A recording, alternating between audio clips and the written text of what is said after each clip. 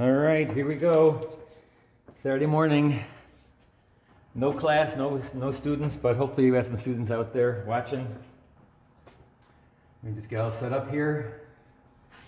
Make sure it's running.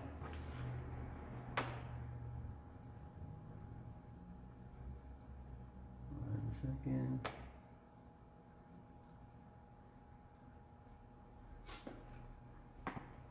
All right, welcome everybody.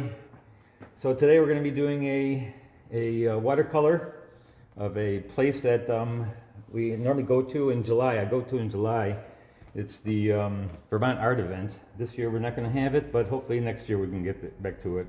But this is Burlington, Vermont, and we are going to go through a couple things before we get started painting.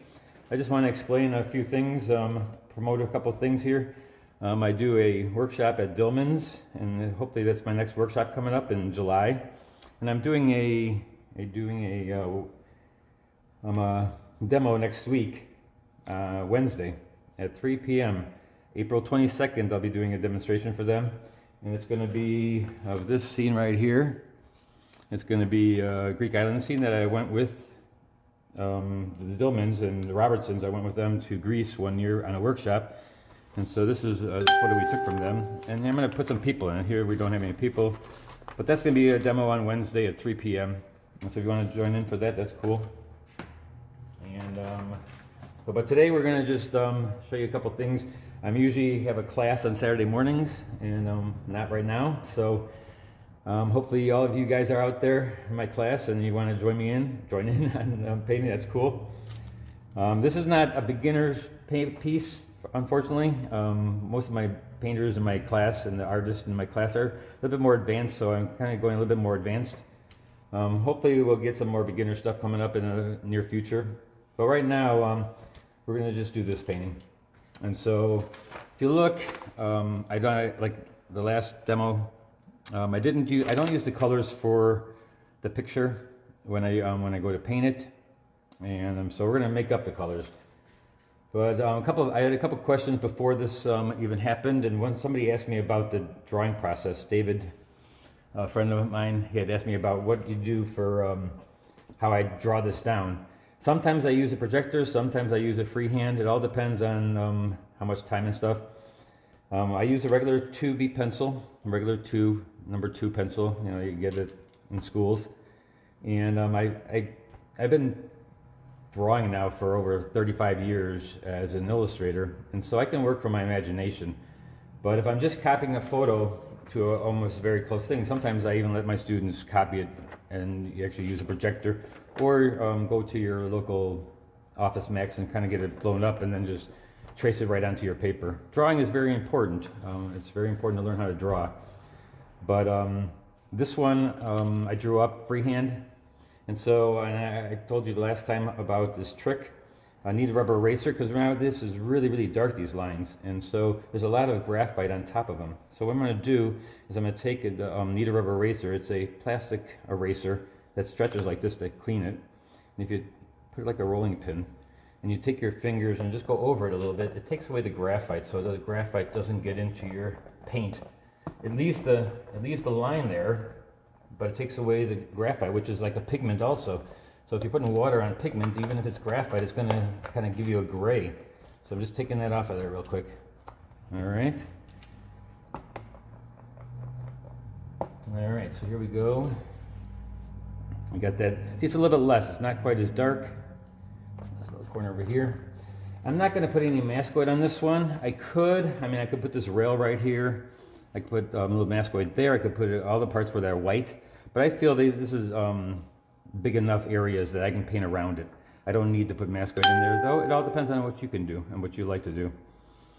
And the paper I'm working on is Stonehenge Aqua. Legion makes this paper, Stonehenge Aqua. It's not Arches. Arches is also good paper. And you can work on blocks. Blocks are fine. Pads of the paper. Just don't, I use 300 pound because that way it doesn't wrinkle. And you'll notice that, and if you watch my new videos, I use a lot of water, so if I use 140, it tends to wrinkle. Even this small, it tends to wrinkle. But if I use 300 pound, it just stays nice and flat.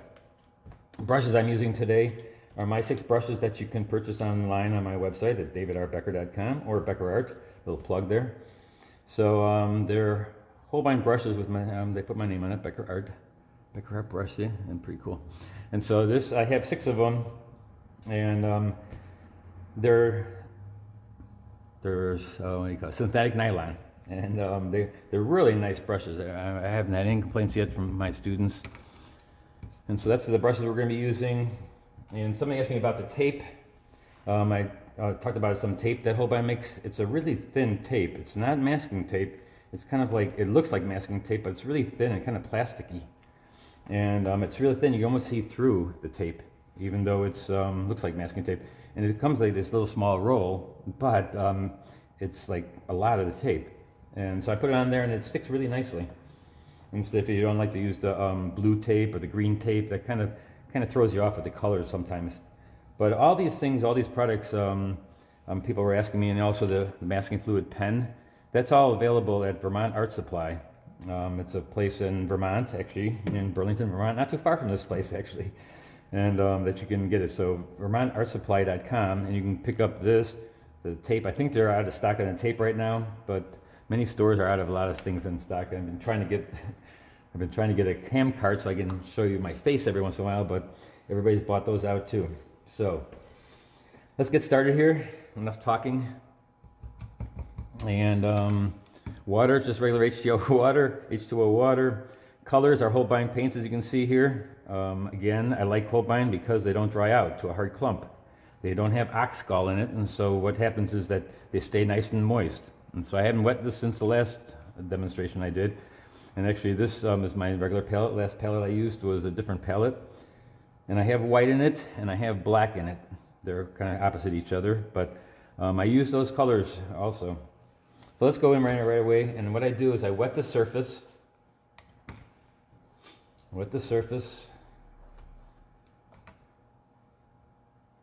And I go through this building.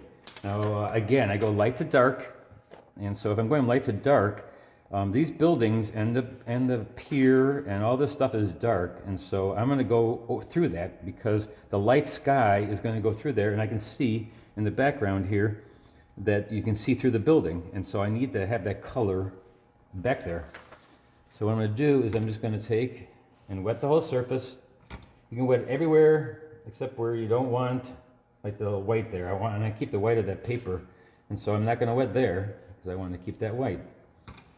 I'm not going to wet all the way down because by the time I get down there it's going to be dry anyway, so I can re-wet it down there. So here we go, nice and even, nice even wash. And then since this is a sky and I'm going to be drawing clouds, what I want to kind of do is I'm going to go for the colors. Let's see, we got blues and light greens, yellows, so, and there's even some red. So I'm going to decide that the sky is pretty blue with the clouds, the grays, blues and such. And so I'm going to go with the blue and orange kind of color scheme. And then you can add a third color, and it will be the greenish, kind of greenish yellow for the plants and stuff. I'll get that in there too. And so here now, I'm just going to make the clouds basically. And so here's a really bright color. So to dull down blue, what do you use? Orange. So that dulls it down a little bit. Use the complements to dull it down. This is horizon blue, which has a little bit of white in it. And so that's okay to have a little bit of white in your color, because if you mix it and bring it into the water like this, it becomes very transparent. And so I'm actually painting clouds. I'm drawing clouds. I didn't put any, don't put any pencil line into your sky for the clouds, because that will really flatten your clouds if you have a nice dark pencil line there. A little bit of purple, a little orange to dull it down. This color right there is Peacock Blue, very, very vibrant blue. As I always say to my students, use the colors that you like. You know, everybody has their own personal taste, and you kind of want to use the colors that you like best. Not the colors I like best, because you'd be using a lot of purple at all times. So I'm just going to go in here and just, if you want things to run downwards, just lift your paper up a little bit, let it run. You make it look like it's raining, or you can have that nice soft edges that you need. Now if you're painting along, I know I'm going to go kind of fast here, and just rewind the tape later on, the tape. Look how old I am. The tape, the digital, the video, just rewind it or go back. I should say go back, right? And so, yeah, we don't use tapes anymore, right? So here we go down, and I'm going to bring this right into the water. There's water over here, and I'm going right to the building because I can see through the building. So you bring that right through there. If you're ever in Burlington, Vermont, this is a great place. Actually, right over on this side here, there's a little walkway. You can walk all around the front of Burlington, Vermont, and there's a beautiful path you can just walk around there. And actually, there's a bunch of seats right there. And actually, I'm writing a book right now, and I started it actually on that boardwalk right there. So hopefully I can finish it soon. It's about how to draw from your imagination. Somebody was asking me about how to draw. I draw a lot from my imagination because as an illustrator in an advertising agency, that's what my job was, to sit there and draw all the art director's ideas. And so that taught me how to draw pretty well. So here's a little bit of the light blue in there. So it's a little bit more of a greenish kind of blue. And then we got a little bit of purple up on top. I'm going from dark to light. It doesn't really matter this time because this big building, which is going to be dark right on top of it, will be right in front. And I'm putting this blue right through here.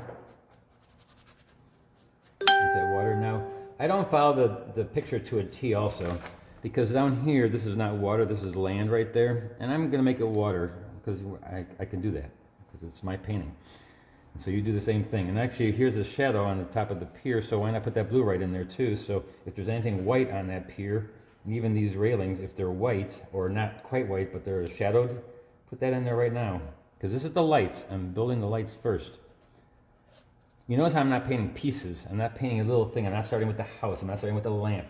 I work the whole big areas first and try to get my color scheme going right from the get-go. And I have no hard edges yet because why? Because I am wetting everything, and that makes it nice and soft-edged everything. A little bit of blue in the rocks that I'll be putting in. Again, this is the lights. These are nothing, no darks yet. No darks.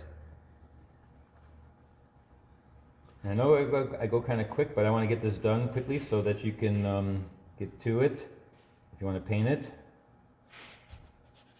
And later on, if you want to ask me questions or even email me your, take pictures of your progress and just email them to me at BeckerArt@gmail.com, and I will answer them. I always answer back to all my students.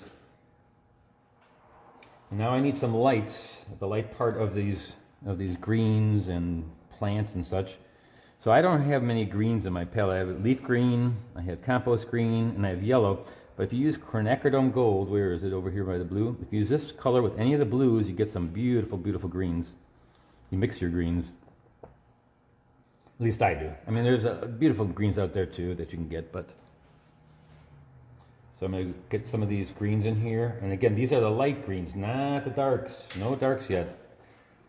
We'll pick those up later. So here we go in there. And I'm not doing every individual leaf because this is going to be negative painted. See how these are negative painted? It's dark behind them. That's what negative painting is. You paint the object around the object to create the object. So we'll go around those later. Right now I'm just giving you the light color of that area. Over here some little grasses.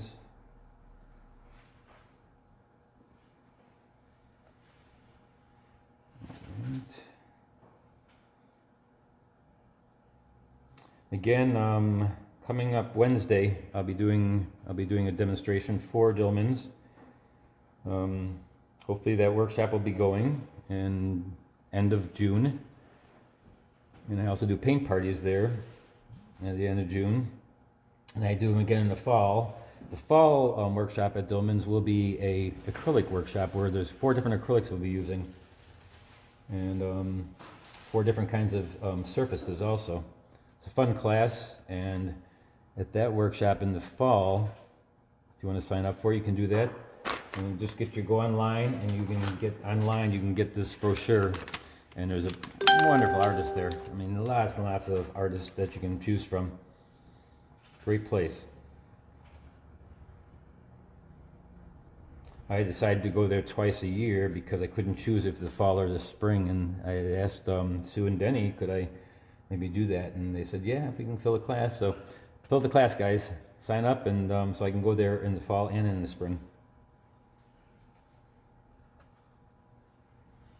All right, so the sky is pretty much done. I try to go in and leave it. If I needed to go back into that area, I would have to wait till it totally dries to bone dry. And then I could re-wet the area. And sometimes you can, Holbein makes these misters that are really nice spray. You just put it right over that and just go right back into the whole area, not just a little part, because then you'll have a little light line there if you do go into areas. I'm going to try not to use the hairdryer today because I know it's very annoying to hear the hairdryer, though I just went through my basement and I found this. This is an embossing heat tool, and actually it's a little bit quieter than the other one, so you may use a little bit of that, but I'm going to try not to use the hairdryer at all. Hairdryers, what happens is when you're using a hairdryer, these little nice soft lines, if you speed it up, it doesn't give you those soft lines because it's going too fast. And you heat it up, and so you may even get a hard line there, or it may grow into the one area and give you a watermark. So watch out from the hair dryers. I use them here because I want to get done quickly and let you guys start and get going. So now the background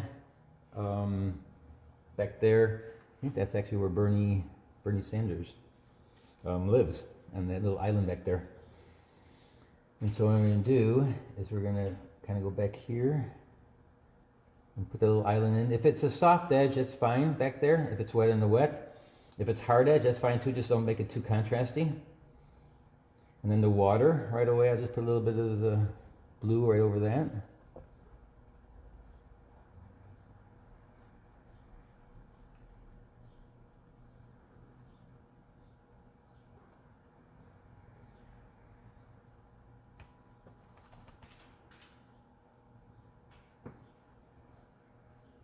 All right, so see now, say it's really wet, so it's bleeding beyond the line that I have there.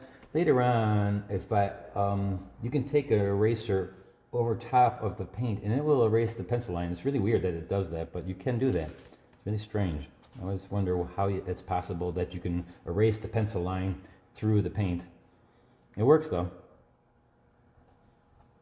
Again, I'm going to go a little bit darker, a little bit more paint. The more paint you use when it's wet, the less it runs, right? Because you're using a lot of pigment. It's all just colored dirt. That's what I like to call it, colored dirt, and we're all kids in a sandbox playing with colored dirt. All right, so there we go. I got that in there. A little bit more blue in this area. So that's my lights. That's basically the beginning of your painting. Get the lights in there, the colors. I don't have to get anything in the building because the building is basically all dark. There's a few, the background, and that I just don't go around, so that's already there. The color, the blues and such. I notice that the bottom part is white, and actually I didn't go in that area, so that's white too. All right, so next will be my middle tones, and I really don't have that many middle tones, so I'm going to go right into the darks, right from the get-go here. And let's see if it's dry enough. If you look at that, it's dry enough. Procedure is usually light, middle tones, and then darks. Darks are what creates the shapes. Darks create the shapes of the building, the fence, the post, the pier, the pylons, the plants. That's all created by the darks. And the lights kind of colors the whole picture. And so I'm stalling here, guys. I don't want to use the hairdryer, so I'm just stalling. So actually, I can put these in. Normally, I wouldn't put this in right away, but because I want to keep on going here, I'm going to put these dark branches in there right now, because that part is dry, and I'm going to wait for this part to dry up here a little bit. So I'm just going to make that my darkest dark, one of the darkest darks. And I know it's green leaves, and so I can make the green with the quinacridone gold, Q gold I like to call it. Q gold with a little bit of Prussian, makes a nice dark green, and then I can dull down the color with the red, because red and green are complements. So I'm just going to go in there, and there's many different ways of making leaves. Some people do it with sponges, some people do it with a funny brush. I think they call those things funny brushes. I have one right here, hold on. This is a funny brush. It's a rubber band brush. Some people even use rubber bands and put them together. A funny brush, you can actually do it with that too. So you can just go in here, and I think you can get these at like Cheap Joe's or Blick's. A little water on them. Again, I like to using just a regular brush. And this is my number 16 brush, but the point on there is so fine a point that I can get like very small details. I can use this whole brush for basically the whole painting, and I can use my flat brush too, because the flat brush is the same thing. If you turn it sideways, look at how thin that is and how sharp it is. On this brush, I had to make it so that it's very pointy and very sharp. A lot of them that you buy, they cut off the top and make it a flat top, and I'm not sure why they do that. But this is awesome because you can use this as a round, a flat, and kind of a rigger, because if you use it like this, it's a really flat rigger also. So right around a desert island, this is the brush I take with me. Deserted island, not a desert island. All right, so let's see. We got a little bit of blue, dark blue. And again, I would normally not do this dark right at this point, but because I don't want to wait for my other parts to dry and sit here and just leave the camera run without anybody's talking. So I figure I might as well do this part too right away. All right, so there we go. Once you put water down, see, once you put water down like that, then you can come back here and take some like orange, take any color and just plop it in there and let it float. Float that pigment. Now there's going to be branches in there, but I have to wait for it to dry when I get the branches in there. And there's also a lamp right there, which we can get in there later too. Leave some spaces available when you're doing foliage like this, because the leaves are not so clumped together. You can see through that a little bit, right? All right, so we got the back, and we're coming forward. We're basically coming forward, and so we're ready to get to a little, boy, they have some really good drinks here. You can watch the sunset go down when you're in Burlington. And let's see, sailboats. All right, so for that, I'm gonna use a little smaller brush. I'm gonna use my 1/2-inch brush, flat. I always feel like when you're doing areas like buildings, flat brushes work really well because I can do rectangular things, and mostly buildings are rectangular, so it makes sense to just use a brush that is rectangular. All right. So now we have to make sure it's dry, because if I don't make sure it's dry, what's going to happen is it's going to run back into my sky, and I don't want that. So I need it to be bone dry. I want to make hard edges now, and I'm going to try to get to the value I want right now, not later. I don't want to build up my darks. Some artists have you build up your darks, some teachers.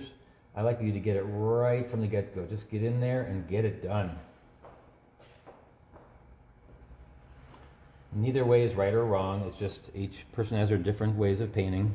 They're all good. Looks like this rooftop is a little bit red.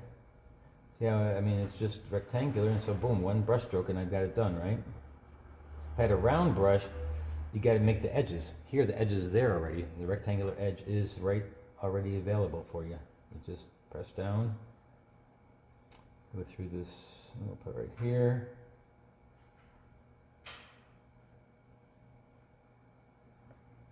When you're making lines, look at this. You can just make lines by tapping down.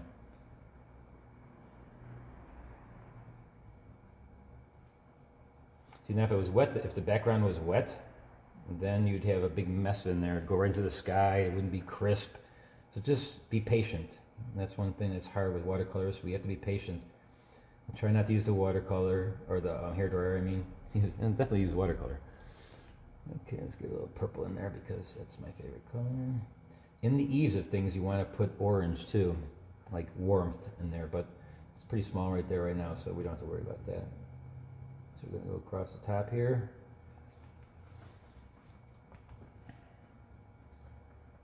Bring the roof downwards. And the roof is going to be reflecting a lot of colors from elsewhere in the painting. And just because it's a red roof doesn't mean you can't put the blue in there too, because the blue is reflecting from the sky into the roof.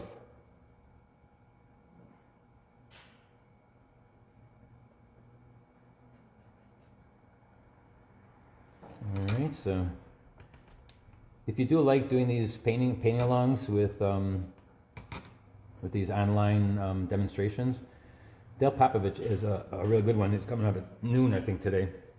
I'll be watching myself, and awesome teacher. So go over to him. He gives you the picture, what colors he's using, and he's also going to be at Dillman's this year. And so take a look at his website, dalepopovich.com, probably. I didn't check that out, but I think that's probably what it is.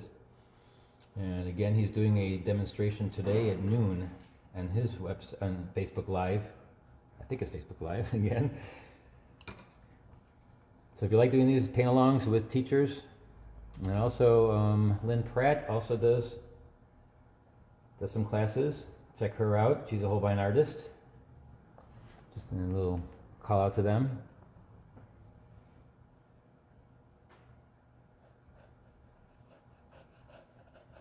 So this is not my darkest dark. It's kind of more of a middle tone dark. So that I can put one more set of darks on top of that to create even more of a like an edge, a hard edge, to show a little bit of something that's happening there. This is a little fence right here, and so boom, boom, boom, boom, boom, boom, boom, boom, boom, boom, boom, boom, boom. Make those sound effects. It helps out. Go down here. See, it's wet, and I just use one color. I don't care what color I use. So now I go in and I float some other colors in there. I'll put some orange on the top there. I'll put a little bit darker underneath here and the side. You know, pick up the colors that I've been using. Here, this little bit of this yellow, you gotta put that in there too. Just because it all reflects, it all is part of the same thing. That goes all the way down to these people, and these people are negative painted, so I'm gonna go right around them real quickly. See, once I get this middle tone in there, that'll be it for that until I get the super dark parts in there. A little bit more dark in there. Now we got a lot of posts in there, it looks like, so just gonna take my brush and just go like this. One. Some of them are thinner, some of them are thicker. That's how it's nice to have a nice top on your brush that's really thin, so you can just poke down. In fact, I'm going to do that with the big brush to show you. I can just go like this, and I can just see the little lines you can make with the side of your brush, with the point of your brush, because it's really thin. All right, back to this brush. Back to the 1/4 inch or 1/2 inch brush. I normally don't really look at what color I'm using at the beginning when I'm just putting down the water and the color, because then it's wet, and once it's wet, that's when I can just go grab any color that you've been using already, and then just float it in there. Float that pigment. I always say that a lot because that's my thing. I'd like to have everybody float their pigment, because that's the way you apply watercolor and make it very vibrant, the colors, because they just sit on top and they mix themselves together. You don't have to mix them. They mix themselves together because you added water. This is kind of like a blue there. And down here is the basement. There's another restaurant down there, I think. They're dark, so I'm trying to be careful. I want to get it done. I don't want to go back into that rough ever again. I may put some dark lines in there, but overall, the darkness, it has to go one time now. Get it done. Get it done. Get her done.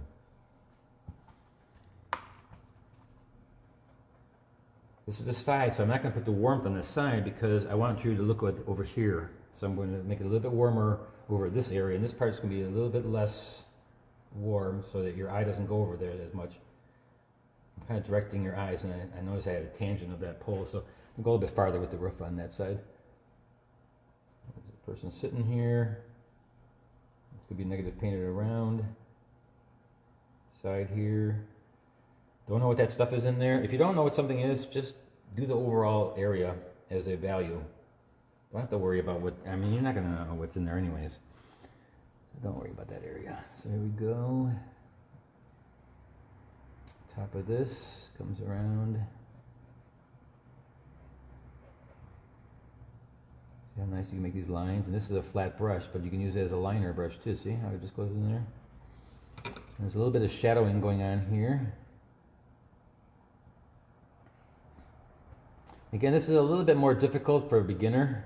Again, I did that because my students here in my Saturday morning classes are pretty much all advanced, a little bit more advanced, and so I'm kind of doing this for them because it is my Saturday morning, and hope they're watching. Some of them are watching.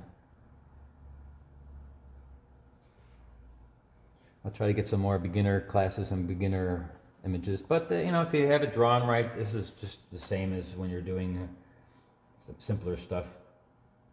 It's just a little bit more drawing involved here. Drawing has to be on, because if the drawing is not on, I don't care how good you are at watercolor, if the drawing is off, it's not going to look too good. That person is going to be dark there.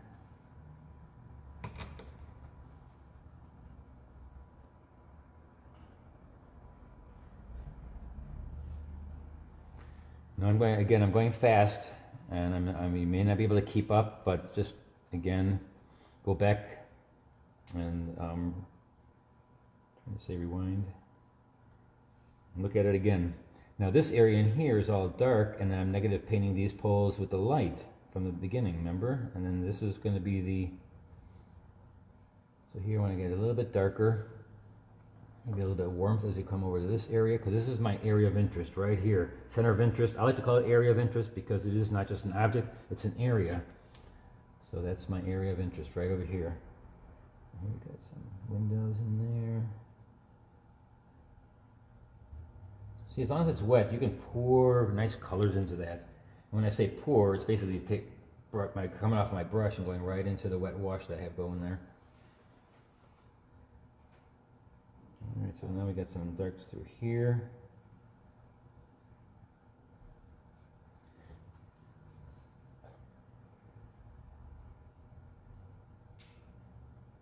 Alright, so there we go. And they're pretty dark. I mean, it's definitely dark compared. Look at that, I put a little finger in my paint there. Oh well. That's going to be a bird. There's a lot of pigeons down there, so we can put a bunch of pigeons flying around. Here we have a little bit of a light to darker, so this goes over that way. These poles will be a little bit darker, and we'll get the reflections in there. But now I'm going to use even a smaller brush because I want to get in here and get the fine details of these darks. Because this is in front a little bit, so these plants right here, I got to get them, look them pretty nice. And so I want to go around them and negative paint them and make behind them really, really dark. So this is Prussian blue, permanent violet. We got black over here. We've got imidazolone brown right there, crimson lake, light red. And again, use your color that you like.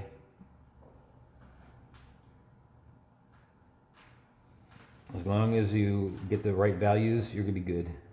You'll be good. So negative painting, and it's hard-edged. So it's not wet, so you just go in while it's dry, because that's the way you get a hard edge, is you get dry, and you go around those plants. And you can follow the picture to a T if you'd like, and it's not a big deal. If you want to mix things up, make it up yourself and kind of just go in there and fudge some stuff, that's good too. You're the artist, you decide what you want. You're painting tight, loose, very loose, abstract, it's all good. Get your good value patterns and you'll be good.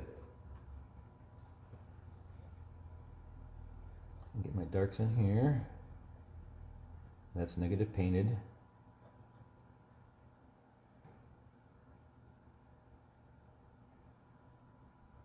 Put a couple extra in there. Ones in front are a little bit thicker because they're a little bit farther forward.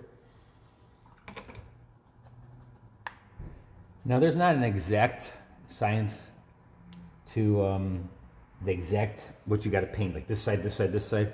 You can do a little bit of anything. I mean, if you want to go back here or just work in this area and get it done, you know, there's no exact plan of attack. You decide. Mostly the biggest plan is that you go light to dark, because if you do lights through everything, then you just go to dark right on top of it. It just makes sense. I mean, there are artists that don't do it that way. That's fine. You know, you can do it any way you want. This seems like that is the easiest way for me, I think. to do lights to dark. Some people like to start with the center of interest and just work from their way out from that. Again, it's all, there's no exact way that you have to work.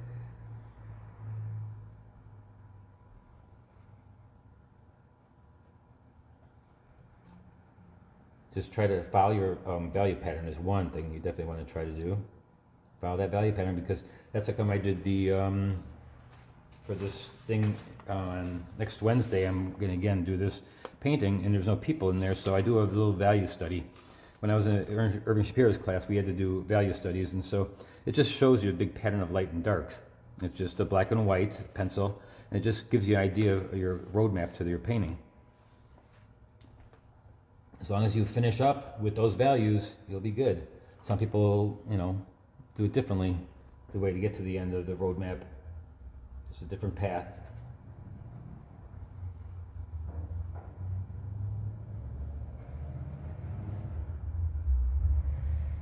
Darks create shapes. See, I've done poles, I've done the waves, the reflections. The reflections in the water are the color of the water first, and then what's above it. So what's above it is pretty much a gray, so then you don't really change that much color into the water of the reflections. So I'm just going to go down and put the reflections a little bit darker color of what the water is, not what's reflecting into the water. So always first you want to do that.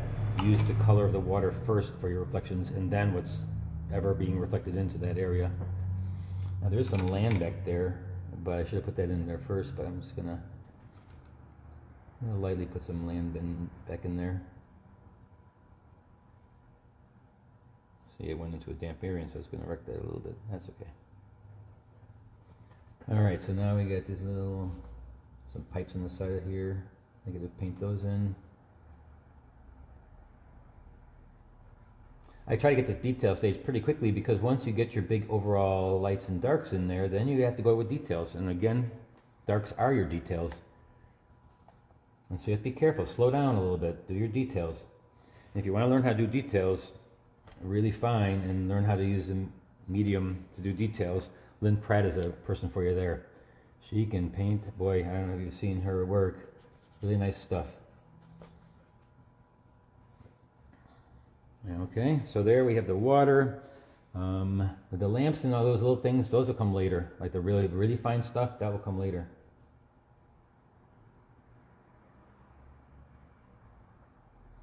Little dots for lines.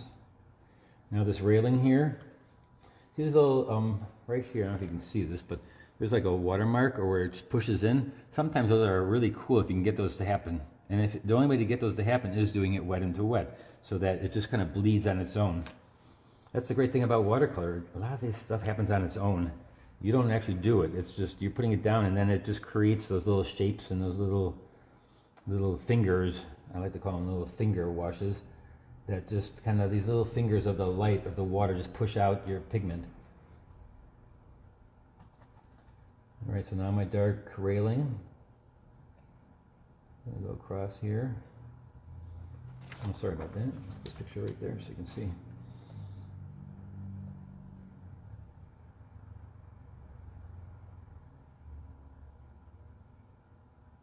Darks are details. Darks are the details. Take your time. No rushing through the details. A lot of students will get to the end and they're rushing to get it done. No, that's the time you want to slow down. Slow down at the end. In the beginning, you're going to have fun and be working it really nice, loose, but in the detail stage, you want to get some nice details in there. So slow down. Not a good time to drink your coffee right when you're doing the details. Speaking of coffee, I need another sip. Sorry about that. Okay. There we go. Got the poles almost in. These right here, we'll do the same way. And I don't know if many of you watched, Tom Lynch just gave a demonstration this last weekend, or this week, and I think it was Wednesday. And he showed me a couple of tricks that I never even knew. I have to show you one of them. It's pretty cool for chain link fence. Use paper, which I'll have to get in a second. Let's show you how you guys do that. Ooh, I forgot my light there. So I'm going to go with dark on the other side. I just went right over my light. All right, no big deal. We'll figure that out.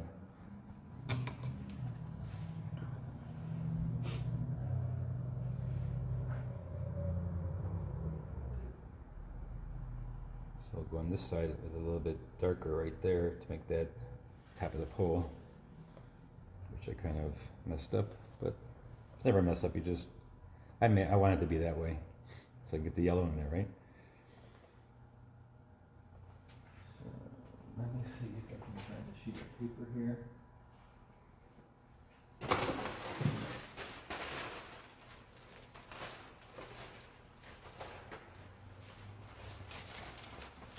Sorry, 1 second, guys. I just want to.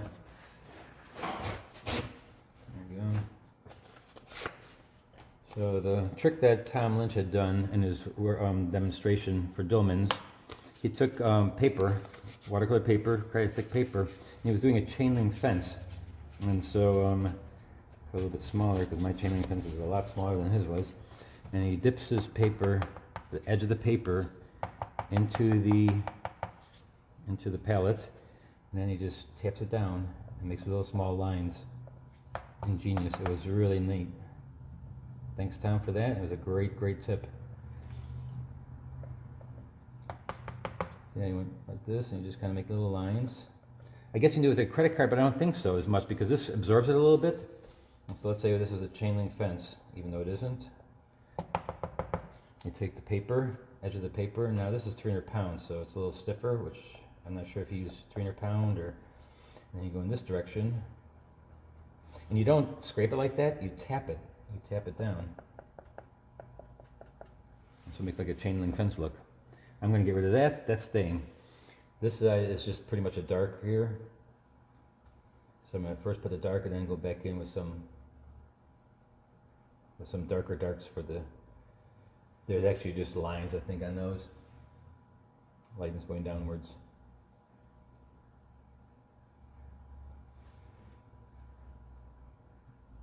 Another thing that I saw that Tom had that he was showing for Dillman's, he was doing a demonstration of the actual place, Dillman's, where this workshop we're got going. It's going to be happening, and a lot of people are looking for that Windex bottle. There's a certain Windex bottle that gives you a nice little thing. There's a little spray with dots. Well, somebody online said that the throat lozenges sprayers that for your throat are the same thing, and so I actually looked and I had one of those. So yeah, just get yourself one of those throat lozenges sprayers. They're like the Windex bottles, and that's where you can get those from.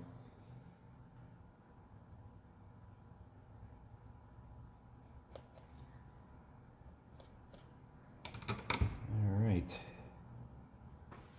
All these techniques too in my workshop, you'll be doing these if you're doing my workshop at Dillman's. Let me show you all these little secrets and tricks, and you paint like along with me like this, but I stop for you guys on the workshops. Putting little reflections on the boardwalk here. All right, I think we're going to do the rocks here then, and then we're going to do the light posts, which are really fine stuff. Then the people, and then we'll be done. No big deal. All right, so the side of the rocks are dark, and people always have a hard time with the rocks. And basically, you think of them as like little rectangular boxes. They're basically a box, and the top is light of the rock, and the side is a little bit darker, and then the cracks and crevices are even darker. So there's three different. You can do them basically with two different values. And the top is light, and then the side is dark, but then you have to watch out for the next rock that's in front of that rock, and then you have to paint that rock. And they don't have to be gray. They could be all kinds of different colors. They could be the color that you use all around it. So once you have the shadows in there, don't be afraid of floating some other colors in there. Warm colors, cool colors. And then you negative paint around the top of them to show the top of the rock, and the side is a little bit darker. It's negative painting for beginners is pretty tough. It's a hard thing for a lot of people to understand, and even myself sometimes. And actually to teach it sometimes is really difficult also. the best teacher I've taken for the negative painting is Linda Kemp. If you want to learn some really neat techniques for acrylic and watercolor, that's the lady you want to go see. And take her workshop.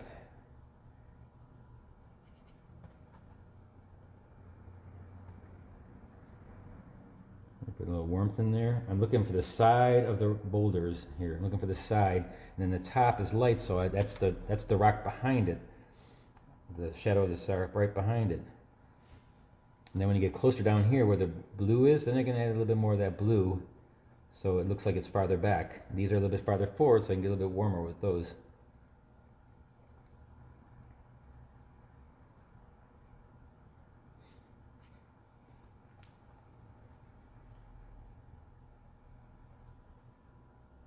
So I'm just going in here and getting the sides of the rocks, trying to leave the tops alone.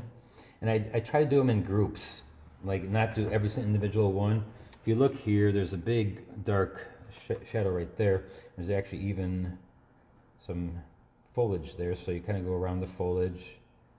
And there's a big dark. I made it not as big, the rock, but you can do whatever you want. Again, it's your painting. If you want to make smaller rocks than bigger rocks, it's up to you. You're not slave to this. You don't have to make it look exactly like that if you don't want. You can, no big deal. Do it just like the photograph, but you gotta make sure though the photograph is good. If you're copying a photograph to the T and really trying to make it look just like the photograph, make sure you have a good photograph. Just makes sense that you do have a nice photograph. Otherwise, you're painting a photograph that is just not going to work out. No matter how much watercolor you use, it's not going to make it better. In fact, most of the time it gets worse because it's not a photograph.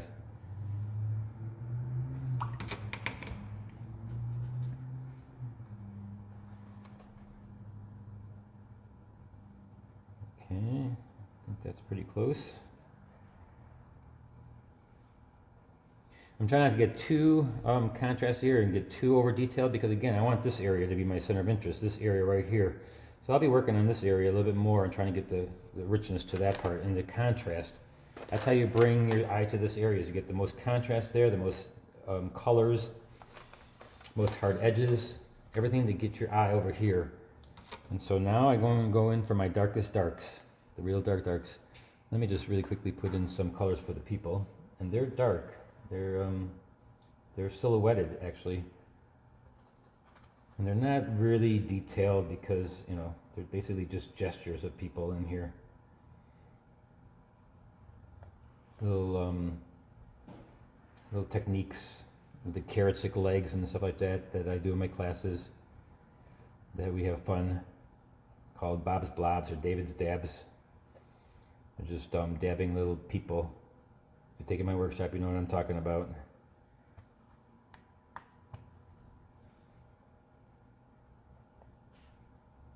Hopefully the workshop will run in end of June, I'm hoping. If you do sign up now and it doesn't because of the coronavirus, they will refund you. So sign up if you can, if you want, and hopefully it'll go. And if it doesn't, you'll get your money back, or you just leave it there for the fall workshop. All right, so now the darks. Super darks. This is going to create nice details. It'll show what the building actually looks like, what is back, what's forward, what's a window, what's a door, what's a pillar.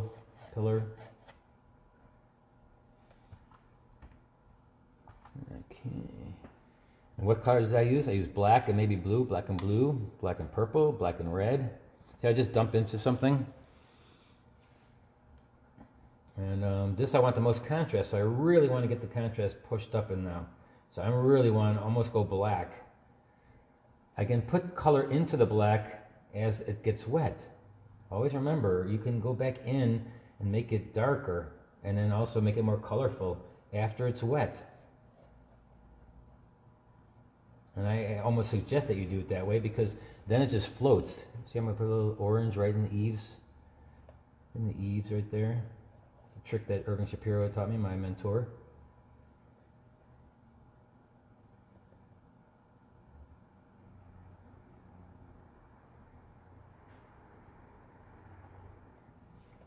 So see all the little details, the railing.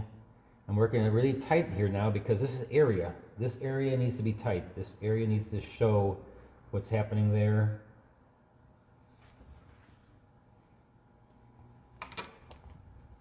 A nice dark reddish crimson up here. I use Crimson Lake. It's like a alizarin crimson, but not exactly alizarin crimson.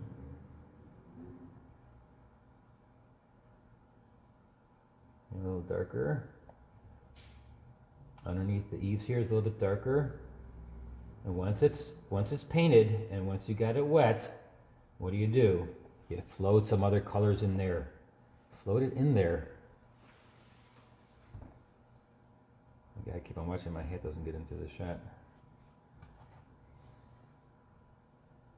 I would show you, but my hair is pretty messy today.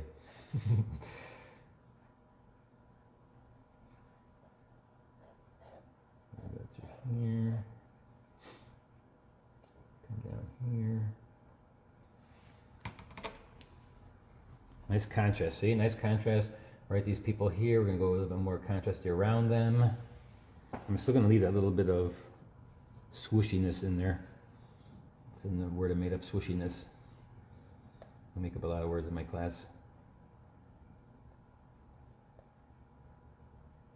Alright, so now we can get this area a little bit tighter.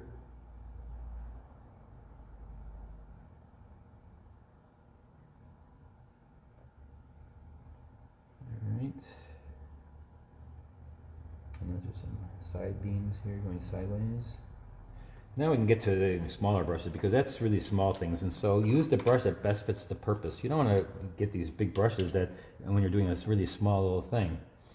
So here now, I'll make it a little bit darker. This is my rigger, my number 4 rigger. Liner brush, rigger. There's many different names for it. And now I'm going to go in here and get my lamp. Again, this is details. And once I have the water down and I have the color, I put some other color in there. I float it right on top. I just take the color, literally take the color, push it right into the water, and just let it float. Let it float. Little antenna.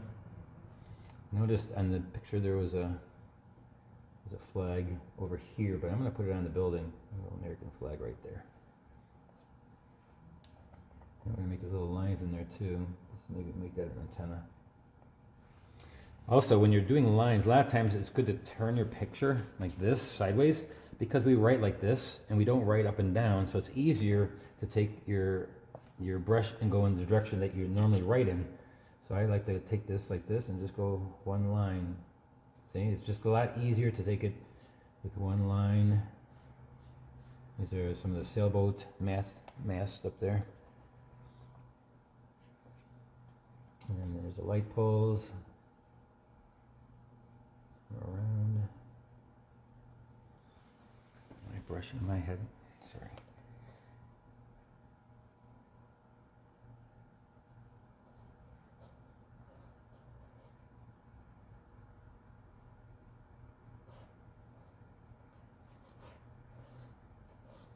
Little by little here, one after another. Little lines, details. Details are fun, but spend your time on them. Don't rush through them. Flip it over, and I'm going to do the long pole. Try to do it in one swipe. Don't go slow like this and just keep it go back and forth, because it's not going to be a nice line. So the best way is to take it. And this is, if you want to learn how to do this, practice it on scrap sheets of paper. Don't practice it on a painting. That's not a good time to practice. Good time to practice is take scrap sheets of paper or the back of paintings that you've done that maybe didn't work out as well as you'd like, or that even ones that have worked out okay, but you need a little scrap sheet of paper. Just use the back. Nobody's going to see that. Now here we have a little bit of the, put it back again. Now I'll do a couple of little branches going back in here. And the spaces that you, don't put them on top of the green because those are leaves. So you put them inside the leaves, and then you can always put it on top. Anywhere there's a light, see where the light is? Kind of just put a little couple branches there. Don't put it over your leaves. A couple of them you can, but most of them are inside. They're inside the leaves. And here you got this little guy over here, sitting there, just relaxing. People watching. Actually, it's a good place to people watch. If you've never been to Burlington, Vermont, there's some wonderful things there to see. One of my favorites is the museum that houses my favorite watercolorist. And of course, I just totally forgot his name right now. Oh my gosh. Blanking right now. Sorry about that. Somebody posted on Facebook. They have this whole gallery there. This whole studio, actually. They built the studio into the museum.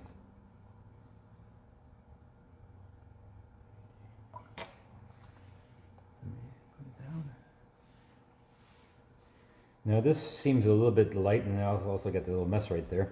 If you did want to get rid of something like that, you can scrub too. And this paper is really nice because you can scrub on this paper. I can take just the brush and I can just scrub it off. Because it doesn't absorb into this paper as much as like as in Arches. This is Stonehenge Aqua, and it doesn't absorb. It sits on top a little bit more. And it gives you really bright colors because it's not absorbing as much. Make these a little bit darker. Make my reflections a little bit darker. Now it's just little details. I'm just screwing around now. But I think this should be a little bit darker down here. See how it's a little bit darker? It goes from a dark to a light. And so this doesn't have that. So what I'm going to do is just take a little wash over this. Here's my big brush here. I'm getting pretty close. And so we're going to take a gray. And the best way to make a gray is all these colors that you have on your palette go like this. There's a good gray, right? And if you don't have it, then take like a lavender or purples and put your purple into there. You'll get a really nice gray. I do have some grays in my palette, like Davy's gray, gray on gray. That's gray on gray, Davy's gray, yellow gray. But you can make them just by doing that. Just take your palette and go like that and put a little bit of purple into it. And so what I'm going to do is I'm just going to kind of go in here, make it a little bit darker, throw little shadows in there. And again, once it's wet, what do? Come on, you know, you float other pigment in there. You can take any color, just float it in there. Just float it in, make it a warm color too. See, I'm just dipping into colors like this. Just float it in. It's wet, and so it'll just absorb itself into the other colors, and it'll just mix itself into the other colors. So much fun, just letting them do their own thing. Alright, one more thing is the rooftop lines, and then we will be done. Hold on there. How much time is it taking? Is it too long? Hopefully not. Make sure let's get some more color in this, and more darks in this person right here.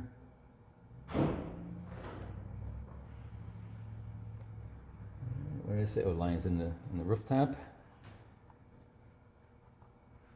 And so I'm just going to take really thin rigger brush and just put lines in the roof.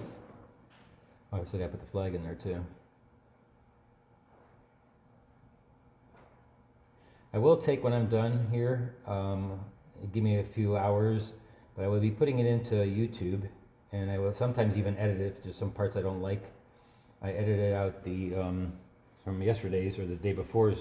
I edited out the hair dryer, so I can do that in YouTube. Here, Facebook is pretty much what you get. What I've been doing live, but I won't be able to get it on YouTube until later, either today or tomorrow. You can pick it up there again, the video I just did, live demonstration. And see how this doesn't come forward because it's not dark enough contrast, so I'm going to go in here and do dark contrast in here a little bit darker. And also get my railing back.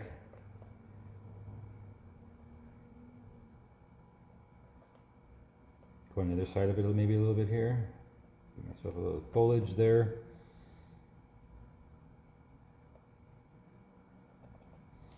All right, so I think that's pretty much it. Let me just take the tape off, and you can join me again on Wednesday. This coming Wednesday, the 22nd, I will be doing a painting of the Greek islands. And I also do a newsletter every Tuesday, and I will be, I'm going to start doing every Saturday morning. I'm going to be doing these demonstrations, and so I will show you what I'm going to be painting every Saturday morning in my newsletter, which comes out on Tuesday. And to sign up for that newsletter, you just go to my website at davidarbecker.com or beckerart.net and pick up the newsletter, and you'll see what I'm painting next week. If there's any suggestions you have me want to paint a certain thing, please email me at BeckerArt@gmail.com, and I will try it. We'll see if I can or can't. And if you have questions too afterwards, again, I will get to them. I may not get to them right away. It is Saturday, and I'm getting pretty hungry now, so I'll probably go get something to eat first before I start answering your questions. All right, so let's take the tape off.